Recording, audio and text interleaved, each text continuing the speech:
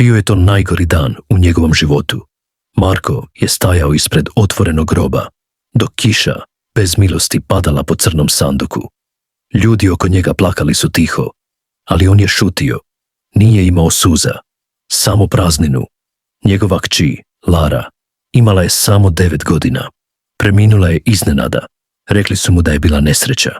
Rekli su mu da je srce jednostavno stalo dok je spavala. Bez boli, bez upozorenja, ali Marko nije mogao vjerovati. Ne u to, ne u tu tišinu, ne u tu verziju priče. Nakon sprovoda vratio se kući sam. Njegova supruga, Ana, bila je slomljena. Zaključala se u sobu i nije izlazila. Satima. Marko je sjedio u dječjoj sobi, okružen crtežima, igračkama i plišanim medvjedićem kojeg je Lara nosila svuda sa sobom. Ali medvjedić bio je na stolu, a on je znao, Lara je nikada ne bi ostavila.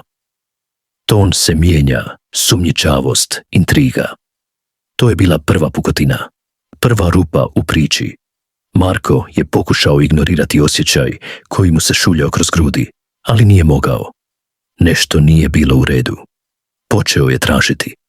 Tiho, bez da kaže Ani, bez da uznemiri ikoga. Prvo je pregledao bolničke papire, autopsija. Sve izgledalo normalno, ali onda je primijetio da datum autopsije nije odgovarao datumu smrti. Bila je razlika od gotovo 24 sata. Zašto bi čekali dan da naprave obdukciju ako je umrla u snu? Počeo je postavljati pitanja. Prvo je otišao liječniku koji je bio dežuran tu noć, ali liječnik više nije radio tamo.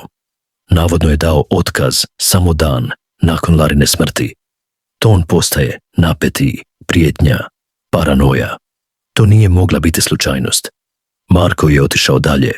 Pokušao je dobiti nadzorne snimke iz bolnice. Rekli su mu da nisu dostupne. Tehnički problemi, rekli su.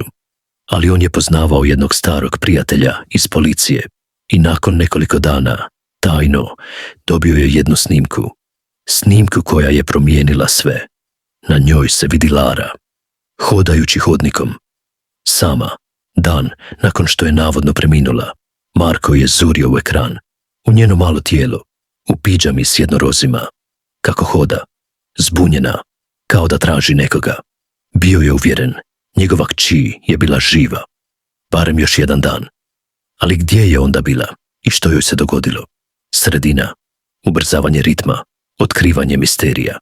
U sljedećim danima Marko se bacio na sve.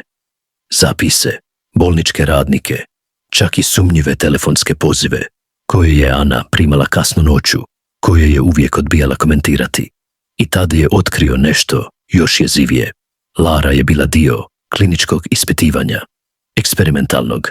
Niti on, niti Ana nikada nisu potpisali ništa, ali netko jest. I potpis na dokumentu. Bio je Anin. Kad ju je suočio s tim, Ana je slomila. Plakala je, vikala, negirala, ali na kraju je priznala. Prije mjesec dana liječnici su joj rekli da Lara ima rijedak poremećaj srca. Neizlječiv. Ali jedan doktor joj je prišao s ponudom. Ispitivanje novog lijeka, velike šanse, nema javne evidencije. Potpisala je, u očaju, nije rekla Marku, bojao se, zbog reakcije, zbog nade, ali eksperiment je pošao po zlu i netko je odlučio zataškati sve. Klimaks, razotkrivanje istine. Marko se nije zaustavio. Našao je doktora. U inozemstvu bio je u bijegu. Ispitivanje je bilo ilegalno. Farmaceutska kompanija koja je sponzorirala projekt bila je već pod istragom u nekoliko zemalja. Lara nije bila jedina. Djeca iz cijelog svijeta, siromašna, iz očajnih obitelji, bila su testna grupa. Bez znanja roditelja, bez kontrole. Marko je bio slomljen, ali znao je što mora učiniti. Prikupio je dokaze, snimke, dokumente, priznanje Ane. Objavio je sve. Video je postao viralan. Mediji su zagrizli. Tvrtka je padala. Liječnici su uhićeni. Istina je izašla. Kraj. Emocionalni zaključak. Ali Lare više nije bilo. Marko je stajao ispred njenog groba, sada po drugi put, s Anom pokraj sebe. Ali ovaj put nije bilo kiše. Samo sunce. tiho, toplo. U ruci je držao medvjedića i tiho rekao: oprosti dušo, tata te nije zaštitio, ali nitko više neće proći kroz ono što si ti prošla. Zbog tebe.